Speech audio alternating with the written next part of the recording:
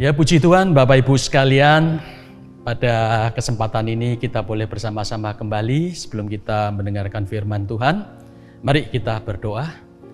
Bapa yang kami sembah, di dalam nama Tuhan Yesus, kami mengucap syukur atas segala kebaikan-Mu. Kembali Tuhan, pada hari ini kami boleh merenungkan sebagian firman-Mu. Kiranya firman-Mu Tuhan menjadi kekuatan kami, menjadi penuntun dalam setiap langkah kehidupan kami. Firman-Mu menghibur, firman-Mu menguatkan.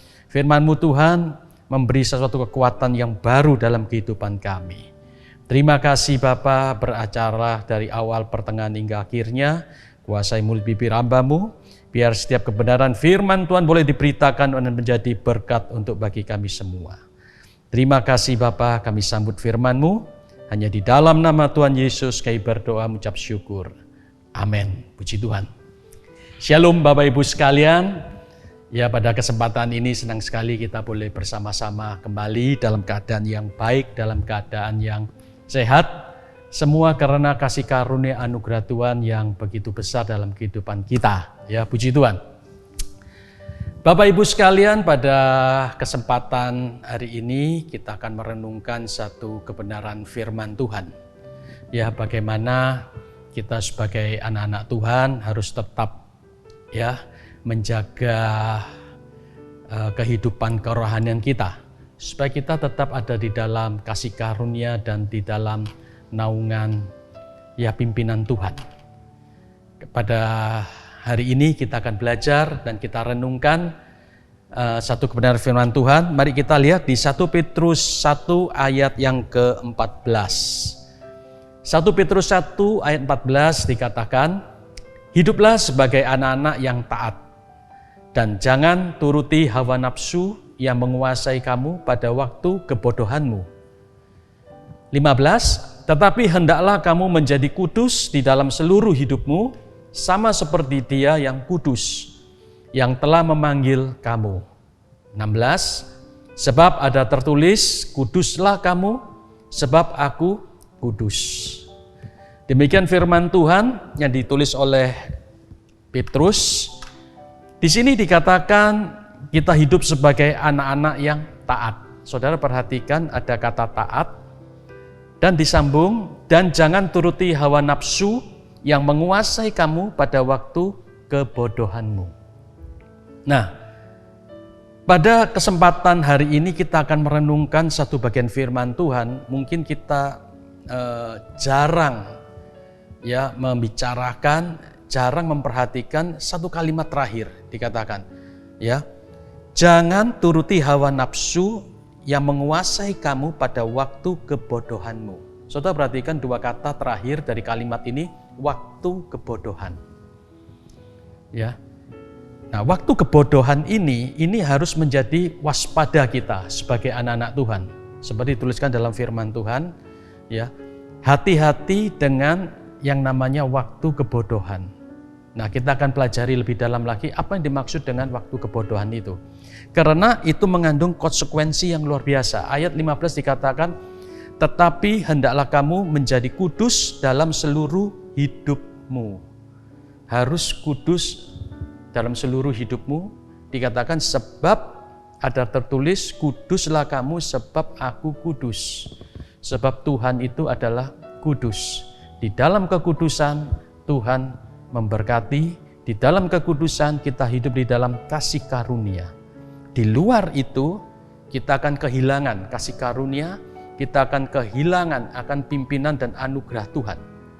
Nah, ini disebabkan oleh apa? Kalau kita tarik ke atas, ayat di atas, jangan turuti hawa nafsu yang menguasai kamu pada waktu kebodohanmu. So, kalau kita perhatikan ayat ini, banyak contoh-contoh dalam perjanjian lama yang ditulis, dan itu merupakan suatu peringatan. Mungkin tidak ditulis dalam waktu kebodohan. Kita ambil satu contoh yang paling sering kita dengar pada waktu Daud. Begitu dia lengah, sehingga menimbulkan apa? Menimbulkan suatu kejijikan di mata Tuhan, perzinahan, sehingga dari perzinahan ini dia harus membunuh Uria dan seterusnya. Ini adalah waktu kebodohan. Kemudian kita lihat lagi satu, misalnya Musa. Pada waktu dia dipenuhi dengan amarahnya, dia melupakan perintah Tuhan, dia harus memperkatakan kepada gunung batu untuk keluarkan air, tetapi pada waktu masa kebodohan menguasai hidupnya, hawa nafsunya itu, dia memukul. Tidak sesuai dengan yang Tuhan perintahkan, tetapi air tetap keluar. Dan itu mengandung konsekuensi yang luar biasa dalam hidupnya. Dia tidak bisa masuk pada tanah perjanjian yang dijanjikan kepada Abraham, Ishak, Yakub. Dia hanya melihat. Daud, sejak dia mengalami masa kebodohan itu, diampuni Tuhan, diampuni. Tapi sejak saat itu, pedang dan darah tidak berhenti semasa hidup Daud sampai akhir hidupnya, bahkan sampai kepada keturunannya. Nah, saudara perhatikan ayat ini. Ya, untuk kita bisa tidak jatuh dalam pada waktu kebodohan dikatakan taat. Yang kedua, hendaklah engkau hidup kudus. Nah, mari kita ambil satu contoh dari keturunan Daud ini. Mari kita lihat Raja Asa. Ya, Raja Asa ini memerintah tahun 912 sampai 871 sebelum Masehi. Selama 41 tahun. Raja Asa ini merupakan keturunan keempat daripada Daud. Daud memperanakkan Salomo, Salomo memperanakkan Yerobeam, Yerobeam memperanakkan Abia, Abia memperanakkan Asa. Dia merupakan keturunan yang keempat. Yerobeam, raja yang jahat, anaknya Abia, raja jahat, tetapi Asa ini pada awalnya dia begitu luar biasa, dia memperkenan hati Tuhan. Sehingga Tuhan memberikan sesuatu yang baik dalam kerajaannya. Sejak Salomo kita tahu bahwa bangsa Israel terpecah menjadi dua bagian. Ya. Satu sebelah utara dengan 10 suku, kemudian sebelah selatan 2 suku, Yehuda dan Binyamin. Nah, disinilah Asa menjadi raja Yehuda dan memerintah selama 41 tahun. Nah, saudara-saudara, kalau kita perhatikan perjalanan hidup bangsa Israel sejak pecah itu, terjadi suatu keributan, sesuatu yang tidak stabil di dalam kerajaan Israel. Terjadi perang terus-menerus. Ya, sejak Yerobeam pecah dengan Rehabeam, memperanakan ya raja-raja Beasea dan seterusnya, terjadi perang terus. Sehingga keadaan politik, keadaan ekonomi, keadaan sosial pada waktu itu ya tidak begitu baik. Kacau balau. Tetapi di kerajaan selatan, sejak pemerintahan Asa, Tuhan memberikan suatu ya kedamaian, ketenangan, tidak ada perang. Hal ini disebabkan karena Asa ya sangat memperhatikan ya apa yang menjadi kehendak Tuhan. Kalau kita perhatikan ayat-ayat berikutnya, coba saudara lihat pada layar. Asa melakukan yang benar di mata Tuhan seperti Daud. Kalau kita baca 2 Tawarikh mulai pasal 14, 15, 16. Pasal 14 dikatakan Asa melakukan yang benar di mata Tuhan. 1. Benar di mata Tuhan seperti Daud bapak leluhurnya. Benar di mata Tuhan dilakukan melalui tindakan Asa menyingkirkan pelacuran bakti dari negeri itu. 3. Menjauhkan segala berhala yang dibuat oleh nenek moyangnya. 4. Asa menjauhkan mezbah-mezbah asing dan bukit-bukit pengorbanan. 5. Asa memecahkan tugu-tugu berhala dan menghancurkan, 7 ya, menghancurkan tiang-tiang berhala. Nah, ini merupakan suatu tindakan yang menyenangkan dan berkenan di mata Tuhan. Asa begitu mengasihi Allah, ya seperti bapak leluhurnya Daud. Dengan dia apa? Menghancurkan semua berhala. Ya, mezbah-mezbah pengorbanan berhala dihancurkan dan semua yang tidak berkenan dan menyakitkan Allah dilenyapkan dari kerajaan Yehuda. Nah, kemudian kalau kita perhatikan ayat-ayat berikutnya, pasal 14 dikatakan awal pemerintahan Asa, Raja Asa ini ia dapat membangun kota benteng di Yehuda. Karena apa? Karena Tuhan telah mengaruniakan keamanan. Tuhan mengaruniakan keamanan karena Asa mengasihi Tuhan. Kemudian Tuhan juga memukul orang-orang Ethiopia. Ya, dengan begitu besar pasukannya, 1 juta orang pasukan dan 300 kereta kuda. Asa berharap pada Tuhan dan berdoa kepada Tuhan, pengharapannya pada Tuhan. Dia mengakui bahwa kelemahannya, ya, dia lemah sekali dibandingkan kerajaan Ethiopia yang begitu besar. Tetapi pengharapannya, penyerahannya kepada Tuhan, ini membuat Tuhan turun tangan. Dan di depan mata Asa, Tuhan menghancurkan bangsa Ethiopia yang begitu besar. Tuhan ganti berperang melawan, ya, bangsa Ethiopia ini. Bapak Ibu sekalian, ini merupakan suatu awal yang baik, merupakan bagaimana kehidupan kita kalau kita berkenan di mata Tuhan. Kita menyingkirkan segala, ya, berhala dalam hidup kita dan kita memperkenan hati Tuhan. Dan Tuhan disenangkan, maka perlindungan Tuhan itu akan dilimpahkan dalam hidup kita. Pertolongan Tuhan ada dalam hidup kita. Kasih sayang Tuhan selalu menyertai. Setiap langkah kehidupan kita, kita berseru pada Tuhan dan Tuhan menunjukkan jalan yang terbaik. Nah, kita harus perhatikan akan hal ini. Tetapi, nah, kita harus waspada lagi. Ya, orang yang begitu membangun suatu kebangunan rohani yang begitu besar dalam hidupnya, dan dia mulai melangkah bersama dengan Tuhan, dan dia mendapatkan kasih karunia seperti Raja Asa ini. Sehingga apa? Tuhan memberikan suatu keamanan di kerajaan Yehuda dan tidak ada perang selama 35 tahun pemerintahannya. Wah, begitu luar biasa. Ya, karena apa? Karena dia memperkenan hati Tuhan. Tetapi sekali lagi kita diingatkan oleh 1 Petrus 1 tadi, ayat 14, 15, 16. Waspadalah, ya, terhadap hawa nafsumu yang menguasai engkau, waspada. Ya, jangan kita ditaklukkan oleh hawa nafsu kita pada waktu kebodohan kita. Ini sangat bahaya sekali, Bapak Ibu. Karena apa? Karena pada waktu awal kita sudah memulai dengan baik bersama dengan Tuhan, pimpinan Tuhan, Roh Allah memimpin kita. Tetapi jangan sampai kita, ya, terlena, dan kita harus waspada terus. Kita harus taat dan jaga hidup kekudusan.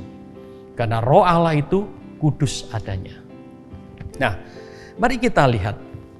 Begitu, ya, Asa mencintai Tuhan. Tuhan memberikan suatu keamanan. Tuhan melimpahkan segala berkat-berkat yang luar biasa. Datanglah, ya, dikatakan 2 Tawarikh 15 ayat yang pertama. Asarya bin Oded dihinggapi Roh Allah. Ini baik sekali. Ya. 2 Tawarikh 15 ayat kedua saya bacakan. Ia pergi menemui Asa dan berkata kepadanya, "Dengarlah kepadaku, Asa dan seluruh Yehuda dan Binyamin. Tuhan berserta dengan kamu bila mana kamu berserta dengan Dia. Bila mana kamu mencarinya, Ia berkenan ditemui olehmu. Tetapi bila mana kamu meninggalkannya, kamu akan ditinggalkannya. Lama sekali Israel tanpa Allah yang benar, tanpa ajaran daripada imam dan tanpa hukum. Tetapi dalam kesesakan mereka berbalik kepada Tuhan, Allah orang Israel. Mereka mencarinya dan Ia berkenan ditemui oleh mereka." Ayat kelima. Pada zaman itu tidak dapat orang pergi dan pulang dengan selamat, karena terdapat kekacauan yang besar di antara segenap penduduk daerah-daerah. Bangsa menghancurkan bangsa, kota menghancurkan kota, karena Allah mengacaukan mereka dengan berbagai-bagai kesesakan. Ayat 7 kita perhatikan. Tetapi kamu ini, ya, kepada Raja Asa dikatakan, kuatkanlah hatimu, jangan lemah semangatmu, karena ada upah bagi usahamu. Ini merupakan suatu peringatan Nabi Asa yang dipenuhi oleh Roh Allah. Karena Tuhan sangat mengasihi Raja Asa ini, maka diutuslah nabinya untuk menyampaikan pesan Tuhan. Terjadi kekacauan, ya, di mana bangsa utara itu 10 suku terjadi perang terus menerus. Raja melawan raja, keturunan melawan keturunan, kota menghancurkan kota, orang ya saling berperang, saling membunuh. Terjadi kekacauan. Tidak ada suatu keamanan. Tetapi bagi bangsa Yehuda, Tuhan memberikan apa? Peringatan. Ya. Selama engkau berharap, berkenan kepada Tuhan, Tuhan akan beserta. Nah, cuma kalimat terakhir ditutup bagaimana? Kuatkanlah hatimu. 1, dikatakan. Yang kedua, jangan lemah semangatmu.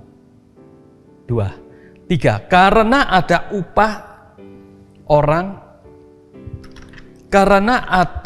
upah bagi usahamu. Ya, ada upah bagi usaha. Nah, Bapak Ibu, kalau kita renungkan ayat-ayat ini merupakan suatu peringatan Tuhan kepada Raja Asa. Ya, supaya dia tetap hidup dalam perkenanan Tuhan semasa hidupnya. Nah, sejak kalau saudara baca ya 2 Tawar 15, sejak Nabi Asaryah ini menyampaikan firman ini, kemudian Raja Asa memerintahkan seluruh Yehuda untuk berbalik kepada Tuhan dan harus berbakti kepada Tuhan. Bahkan dia bersumpah, barang siapa yang tidak berbakti pada Tuhan, ya harus dibunuh. Artinya dia sungguh-sungguh dengan segenap hati, dengan segenap kekuatan, dia berbalik kepada Tuhan. Dan ini sangat menyenangkan hati Tuhan. Nah, puji Tuhan Bapak Ibu sekalian, ini merupakan bagian yang sering kita dapatkan, kita renungkan, bagaimana kita hidup di dalam kasih karunia Tuhan, hidup di dalam pimpinan Tuhan, hidup dalam perlindungan Tuhan, dan sebagainya. Tetapi pada kesempatan ini, saya akan menekankan, justru kita harus waspada pada waktu kebodohan. Dan kita harus mengalahkan ini. Seperti kalau kita ingat buah roh, ya Galatia, diawali dengan kasih dan diakhiri dengan apa? Penguasaan diri. Kalau saudara memulai dengan baik, saudara harus mengakhiri dengan ingat yang satu namanya roh penguasaan diri. Karena roh penguasaan diri inilah yang dapat menyelamatkan kita tetap hidup dalam kekudusan Tuhan. Dan kita terhindar dari masa kebodohan kita. Nah, coba kita perhatikan. Apa yang menyebabkan orang ya terjebak pada masa kebodohan? Bahkan ini menjadi penting sekali kita renungkan dengan amat sangat. Bahkan orang sekualitas Musa pun bisa tergelincir. Orang menjadi biji mata Tuhan seperti Daud bisa tergelincir. Ya. Bahkan saya renungkan banyak contoh-contoh daripada tokoh-tokoh yang dipakai Tuhan begitu luar biasa. Mereka bisa jatuh dan tergelincir karena satu hal ini. Apa yang menyebabkan ini? Mari kita lihat yang pertama. Yang pertama adalah satu yang saya namakan waktu kebodohan itu adalah zona nyaman. Begitu kita mendapat kasih karunia Tuhan, hidup dalam kemenangan. Nah, dengan rutinitas yang kita sudah lakukan, kita tetap rajin baca firman, kita rajin berdoa, kita rajin memuji Tuhan, ya kita rajin beribadah, kita rajin pelayanan, apapun namanya. Seperti yang dilakukan oleh Raja Asa. Dia rajin. Dia mempersembahkan seperti hukum-hukum ya Taurat, seperti bapak leluhurnya. Tetapi karena begitu nyamannya kondisi ini, sehingga dia tidak waspada. Sehingga nafsu yang jahat ini tanpa dia sadari menguasai, dan dia jatuh pada waktu kebodohan ini. Karena zona nyaman ini. Saudara perhatikan, mari kita lihat ya, 2 Tawari 16 ayat yang ke-7. Kalau saudara baca 2 Tawari 16 itu mulai ayat 14, 15 masuk ke 16.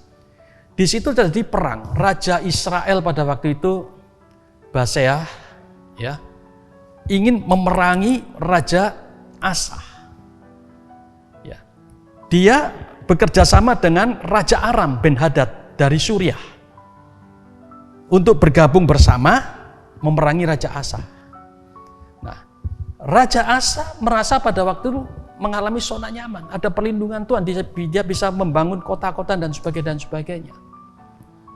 Karena kenyamanan ini, maka dia tidak melakukan peperangan, tetapi dia mengambil ya perbendaharaan di rumah Tuhan. Kemudian diberikan kepada Ben-Hadad untuk dia berbalik memerangi Israel, Raja Israel. Dia tidak melakukan apa-apa, mengambil jalan pintas. Merasa memiliki harta, mampu membayar, tidak mau repot-repot. Nah, ini perhatikan Bapak Ibu. Demikian kehidupan kita. Ya, kalau kita dalam kondisi yang baik, hati-hati. Justru kita harus ekstra hati-hati. Bagaimana jam doa kita? Bagaimana greget kita berdoa kepada Tuhan? Apakah tetap sama seperti pada waktu aku dalam pergumulan? Apakah gairah aku membaca firman Tuhan sama gairahnya seperti aku pada waktu pergumulan? Apakah aku memuji Tuhan sama dengan tetesan air mata? Sama seperti aku pada waktu mengharapkan pertolongan Tuhan pada waktu aku terjepit. Dalam keadaan yang baik ini apa? Sama kualitasnya. Kalau ini hilang dalam hidupmu, engkau dalam bahaya lampu kuning bahkan lampu merah. Waspadalah dalam zona nyamanmu. Itu termasuk untuk saya pribadi, Bapak Ibu. Hati-hati. Hati-hati di sini.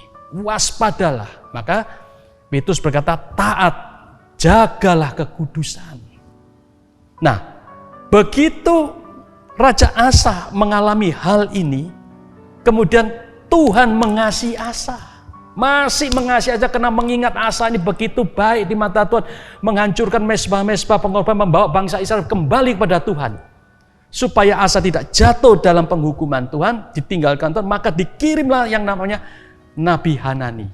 Mari kita baca 2 Tawari 16 ayat 7 dikatakan, pada waktu itu datanglah Hanani, pelihat itu kepada Asa, Raja Yehuda, katanya kepadanya, karena engkau bersandar kepada Raja Aram dan tidak bersandar kepada Tuhan Allahmu.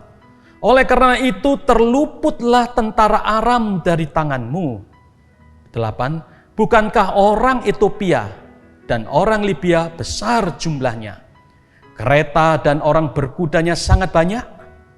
Namun Tuhan telah menyerahkan mereka ke dalam tanganmu karena engkau bersandar kepadanya. Karena mata Tuhan menjelajah seluruh bumi untuk melimpahkan kekuatannya kepada mereka yang bersungguh hati terhadap Dia. Dalam hal ini engkau telah berbuat bodoh. Oleh sebab itu, mulai sekarang ini engkau akan mengalami peperangan. Perhatikan Bapak Ibu sekalian.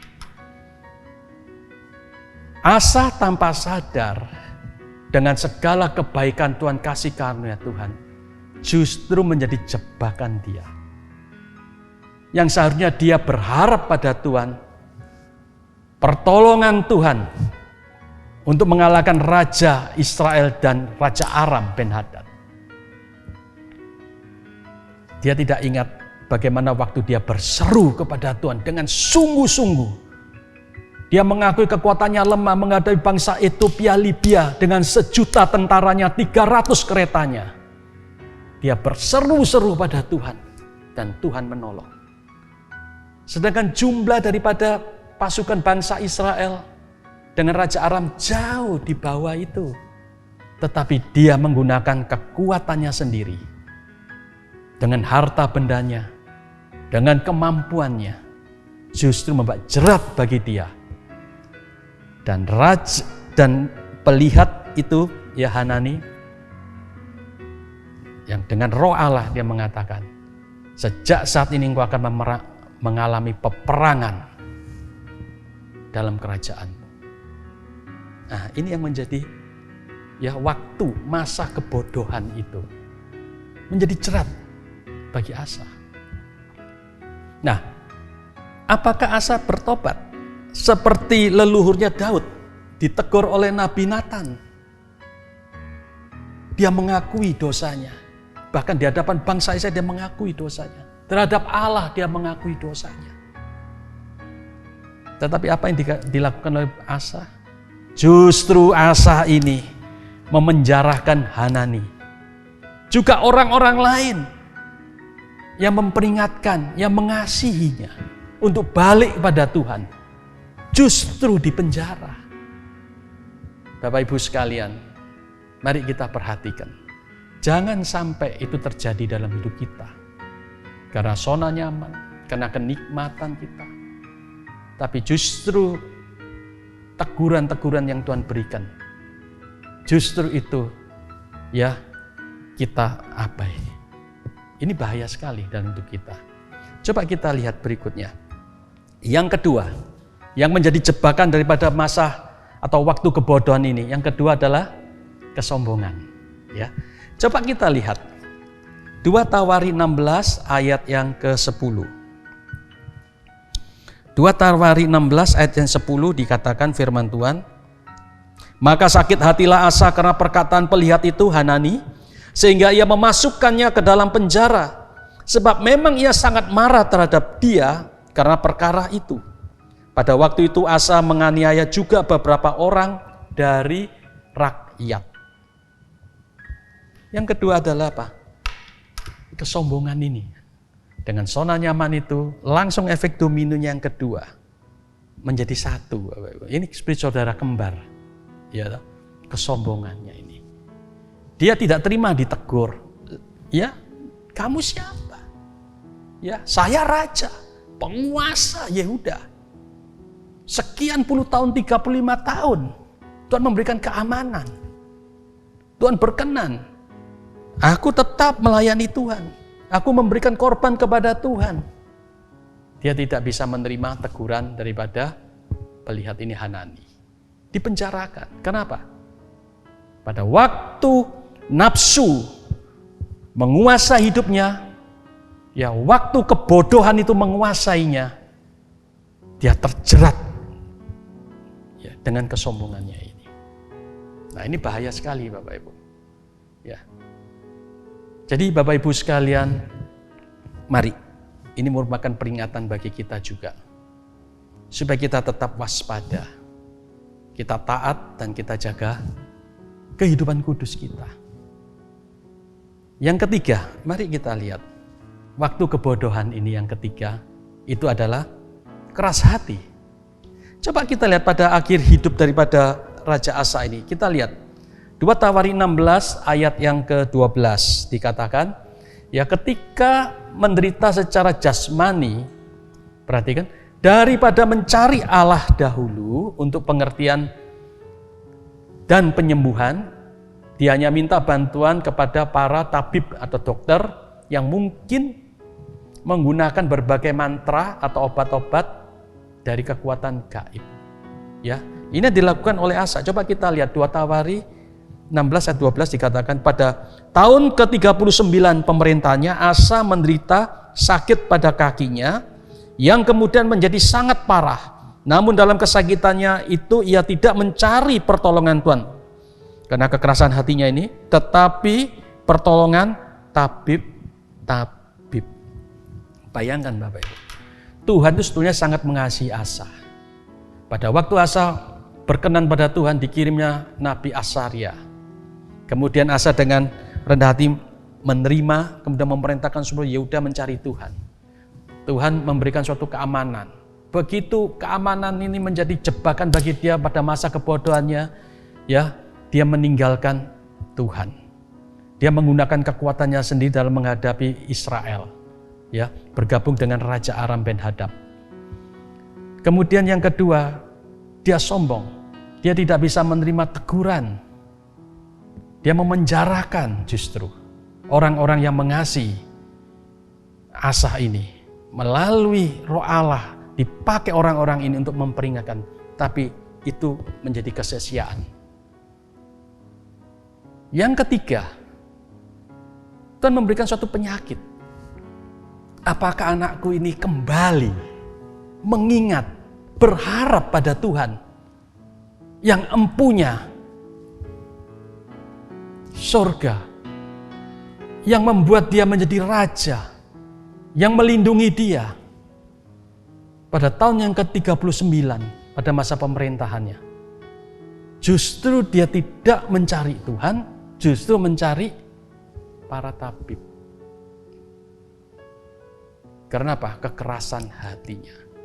Kekerasan hati ini Bapak Ibu, tentunya ya, tahu tapi tidak mau.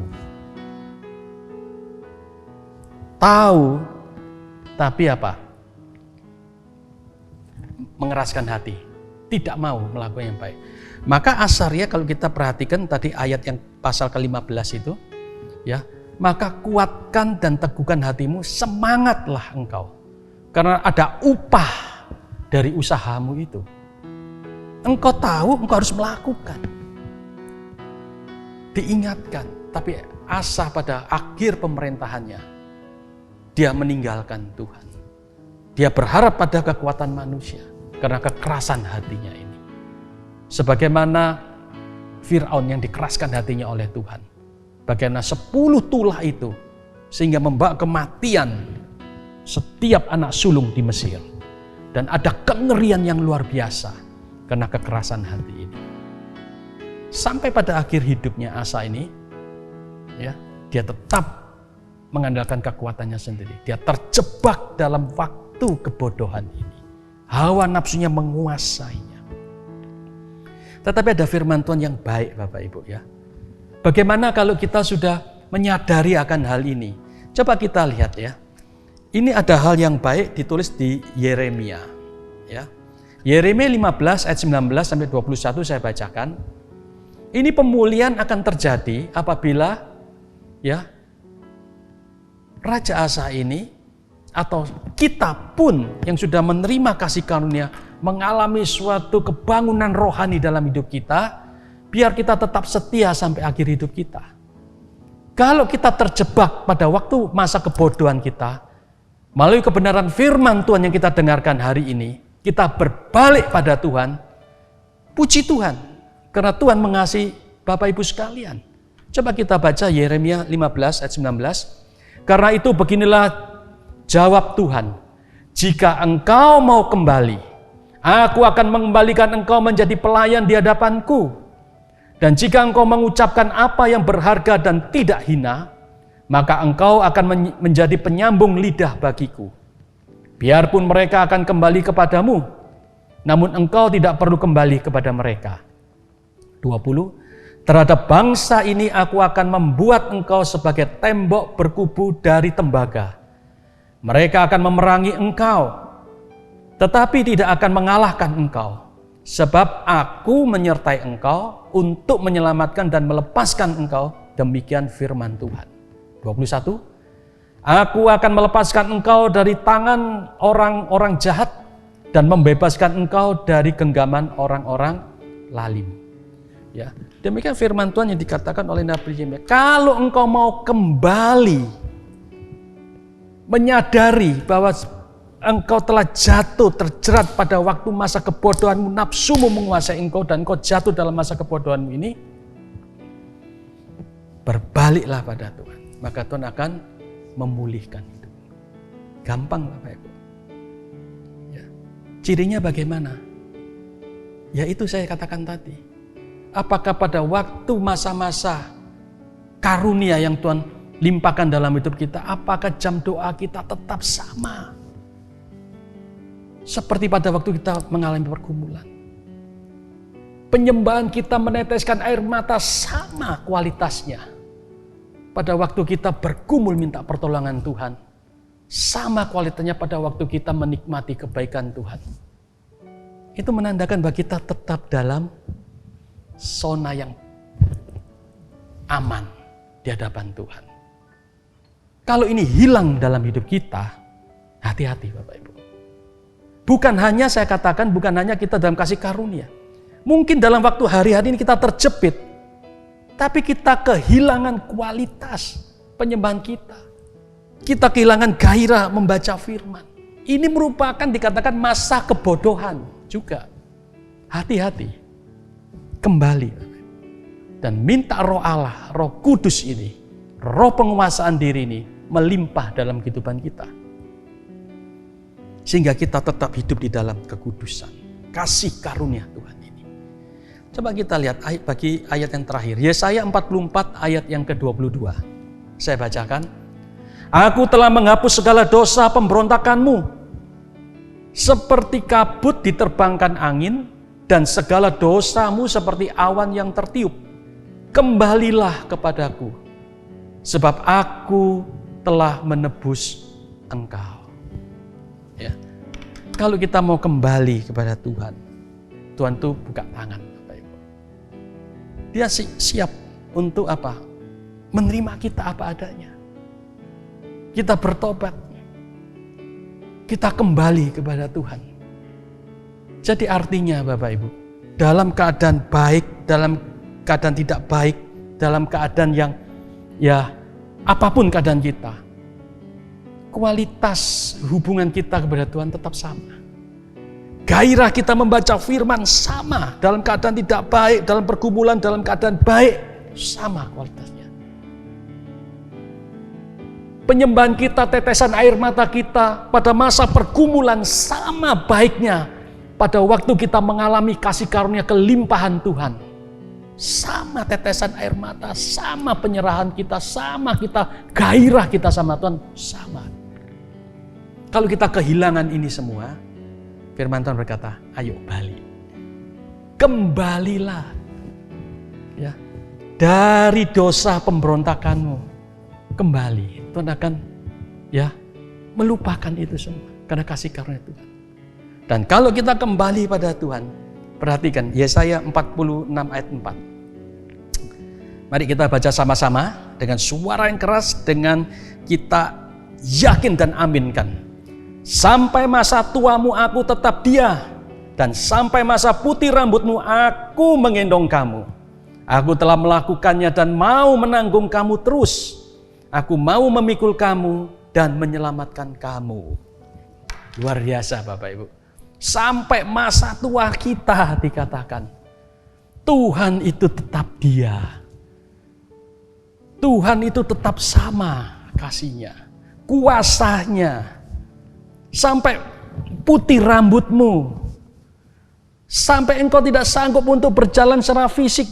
Kena lemah tubuhmu. Karena tua umurmu. Tubuh mengalami kelemahan. Dikatakan Tuhan menggendong kamu. Wah, luar biasa kasih karunia Tuhan ini. Ya, Tuhan mau melakukan terus. Mau menanggung kamu terus. Memikul kamu, menyelamatkan kamu. Sampai akhir hidup kita. Hendaklah engkau kudus, karena aku adalah kudus. Jadi Bapak Ibu sekalian, dengan ketaatan, ya, dan penguasaan diri, kita kalahkan. Ya, nafsu yang akan menguasai kita, dan itu merupakan jerat pada waktu masa kebodohan kita. Nah, ini yang harus kita waspada. Melalui kebenaran firman Tuhan hari ini, mari kita renungkan. Mari kita cek hidup kita. Apakah kehangatan, gairah hidupku pada Tuhan itu tetap menyala-nyala. Bukan hanya pada waktu keadaan tidak baik. Pada keadaan baik, kita harus tetap menyala-nyala Bapak Ibu. Cek gitu. Kalau itu hilang, hari-hari ini hilang. Aku kok tidak merasa apa-apa ya. Aku mau merasa hambar. Hati-hati Bapak Ibu. Karena Tuhan mengasihi engkau. Tuhan mengasihi engkau Bapak Ibu sekalian. saudara-saudara sekalian, melalui kebenaran firman Tuhan ini, ayo balik. Biar Roh Allah, Roh Kudus itu terus membakar hidup kita, menggairahkan hidup kita. Supaya perkenanan Tuhan itu tetap ada dalam hidup kita. Kalau tidak Bapak Ibu, bahaya. Kita akan mengakhiri kehidupan ini. Ya. Dengan meninggalkan Roh Allah. Jangan sampai itu terjadi dalam hidup kita. Dan mari kita renungkan, minta pertolongan Tuhan, Roh Kudus, pimpin hidup kita. Remukkan daging kita supaya Roh Allah ini keluar dalam hidup kita. Puji Tuhan. Kiranya firman Tuhan boleh memberkati kita dan kita semua diberkati oleh Tuhan. Apapun keadaan kita, percayalah Tuhan itu baik adanya. Puji Tuhan. Mari kita berdoa Bapak Ibu sekalian. Bapa yang kami sembah, di dalam nama Tuhan Yesus, Tuhan memberkati kami pada kesempatan ini. Dengan Tuhan mengasihi kami, dengan firman-Mu Tuhan mengingatkan kami supaya kami tetap waspada. Dalam keadaan apapun Tuhan, dalam keadaan baik, dalam kelimpahan kasih karunia, baik dalam keadaan yang tidak baik Tuhan. Biar kami tetap Tuhan di dalam pimpinan-Mu. Tuhan, ampuni kami kalau kami kadang-kadang lemah Tuhan. Meninggalkan Engkau Tuhan, menjauh daripada-Mu. Karena segala sesuatu yang baik yang kami terima, justru itu merupakan jebakan kami untuk jauh daripada-Mu. Ampuni kami Tuhan. Pada kesempatan yang baik ini Tuhan, biar firman-Mu Tuhan boleh mengoreksi hidup kami. Firman-Mu Tuhan membuat kami tetap berjalan dalam pimpinan-Mu Tuhan, supaya kami sampai pada tujuan yang mulia, hidup yang kekal Tuhan. Berjumpa dengan Engkau untuk selama-lamanya. Terima kasih Bapa, terima kasih. Kuatkan kami yang lemah Tuhan. Hiburkan kami yang susah Bapa. Tuhan, kami percaya kasih sayang kemurahan-Mu Tuhan tetap untuk selama-lamanya Bapa. Bahkan sampai masa tua kami, putih rambut kami Tuhan, Engkau tetap Tuhan. Engkau tetap Tuhan yang mengawal setiap langkah kami, memberi kekuatan dan penghiburan. Terima kasih Bapa atas segala kebaikan-Mu. Meteraikan semua kebenaran firman-Mu dalam hidup kami. Sempurnakan, berbicaralah terus Tuhan dalam hidup kami, supaya kami mendapat perkenanan-Mu terus Tuhan. Terima kasih Bapa, terima kasih. Berkati Tuhan anak-anak-Mu yang mengalami kegelisahan, kelemahan, sakit penyakit, apapun yang membuat hidup anak-Mu ini goncang Tuhan. Biar tangan kasih-Mu Tuhan turun Tuhan, menggendong, bahkan memeluk anak-anak-Mu dengan kasih-Mu, memberi damai serta sukacita Tuhan. Terima kasih Bapa, terima kasih. Di dalam nama Tuhan Yesus kami berdoa dan mengucap syukur. Haleluya. Amin. Tuhan memberkati. Shalom, puji Tuhan, Ibu Bapak dikasih Tuhan. Hari ini kita sudah kembali beribadah untuk memuji muliakan Tuhan.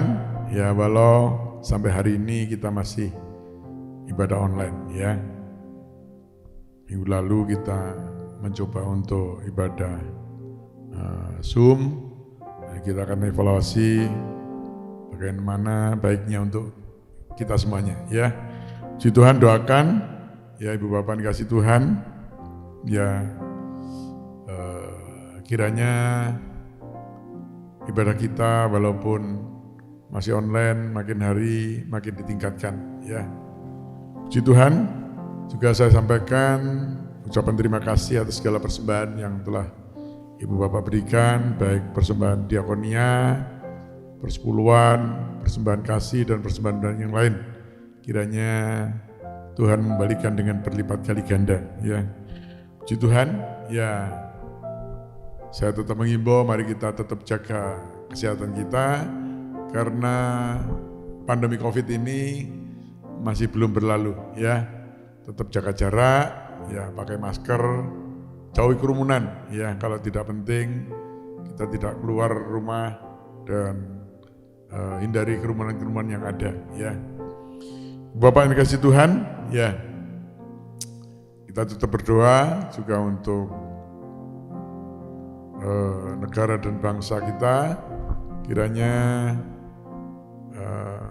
mulai Bapak Presiden sampai aparat yang terendah dapat bekerja dengan sebaik-baiknya sehingga dapat mengatasi pandemi COVID-19 ini dan masalah ekonomi dengan segera tuntas, ya. Puji Tuhan Ibu Bapak, tetap doakan, kita berdoa untuk jemaat semuanya dalam perlindungan Tuhan saja, ya. Puji Tuhan, tidak ada pengumuman yang lain. Mari kita akhiri ibadah kita hari ini. Ya, mari kita kembali bangkit berdiri dan kita akhiri ibadah dengan doa berkat. Kami memuji kebesaran-Mu, hajat Tuhan,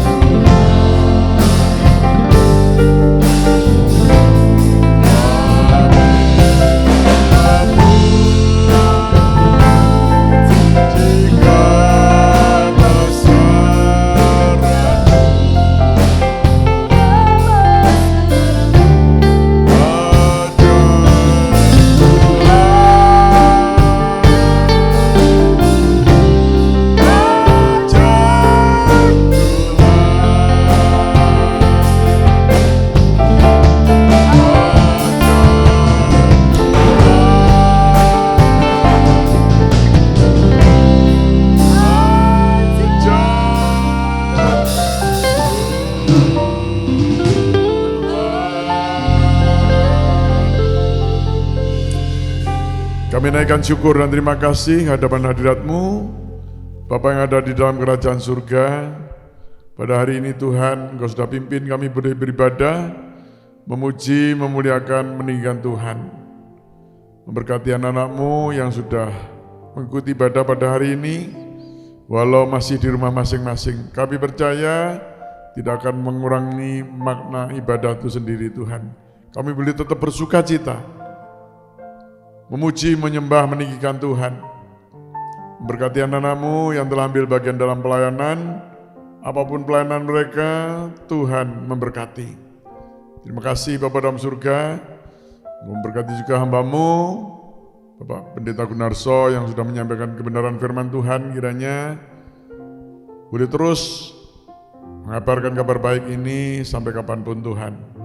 Terima kasih, kami tetap berdoa untuk jemaat-Mu, umat-Mu yang hari-hari ini mungkin menghadapi masalah persoalan. Kalau ada yang sakit, Tuhan jamah Tuhan. Dalam nama Yesus disembuhkan oleh Tuhan. Semua jemaat tutup bungkus dengan kuasa darah Tuhan, sehingga semuanya tidak akan terpapar COVID. Semuanya dengan imun yang kuat. Terima kasih bagi anak-anak-Mu yang mengalami masalah-masalah ekonomi, keuangan, kiranya Tuhan memberkati.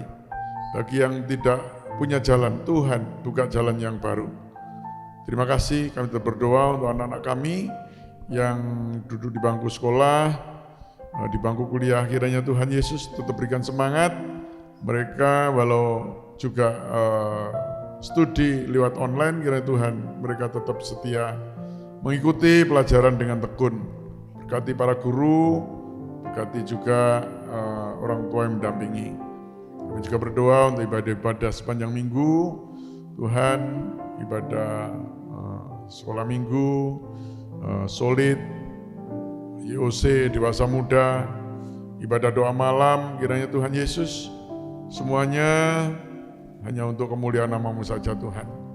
Berkati anak-anak-Mu yang bertugas, pelayanan di ibadah-ibadah semuanya, Tuhan juga memberkati. Terima kasih Bapa dalam surga, saatnya kami juga akan akhiri ibadah kami pada hari ini Tuhan. Sebelumnya kiranya Tuhan turunkan berkat atas kami. Ibu Bapak, saudara yang kasih Tuhan, mari kita angkat kedua tangan kita akhiri ibadah kita dengan berkat Tuhan. Ibu Bapak, saudara yang kasih Tuhan, terimalah berkat damai sejahtera dari Bapa di surga, kasih sayang dari Putra yang tunggal Tuhan kami Yesus Kristus, juga persekutuan Allah Roh Kudus, menyertai, memberkati rumah tangga saudara, memberkati kesehatan saudara, memberkati usaha pekerjaan saudara, berkati pendidikan seluruh keluarga saudara, terlebih berkati pelayanan saudara, hari ini, besok, bahkan sampai selama-lamanya. Demi nama Tuhan Yesus kami berdoa dan kami ucap syukur. Haleluya. Amin.